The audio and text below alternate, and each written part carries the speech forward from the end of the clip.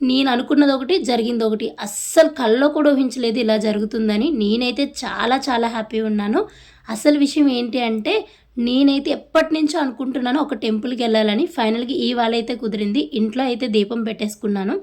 మా హస్బెండ్ అయితే నాకు చెప్పకుండా టెంపుల్‌కైతే తీసుకొచ్చారు. చాలా హ్యాపీ. కానీ ఇవాళ ప్లానింగ్ అంతా వేరు.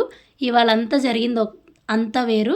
మా బాలయ్య బాబు మూవీకెళ్దాం అనుకున్నాం కానీ, అమ్మవారు మమ్మల్ని ఇక్కడికి తీసుకొచ్చారు. ఇది మన విజయనగరంలో ఈ గుడి ఉందని మీలో ఎంతమందికి తెలుసు నాకైతే కామెంట్ చేయండి. ఇదే అయితే కాళికామాత టెంపుల్. నాకైతే చూడగానే ఒక్క నిమిషం కళ్ళమ్మట నీళ్ళొచ్చాయి. ఎప్పటినుంచో అనుకుంటున్నాను వెళ్దాం వెళ్దామని. ఫైనల్‌గా ఈరోజు అస్సలు ఊహించలేదు కూడా నేను ఇటువైపు ఈ గుడి వైపు వస్తానని. అమ్మవారు కాళికామాత అమ్మవారు చూడగానే చాలా భయమేసింది. ఒక్క నిమిషం కళ్ళంట నీళ్ళొచ్చేసాయి. కానీ చాలా చాలా హ్యాపీ ఉన్నాను నేనైతే.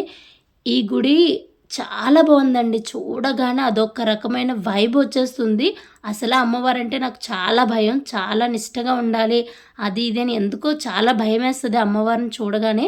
అలాంటిది చాలా చాలా హ్యాపీ. ఇక్కడ బగలాముఖి అమ్మవారు కూడా మనకి దర్శనమిస్తారు.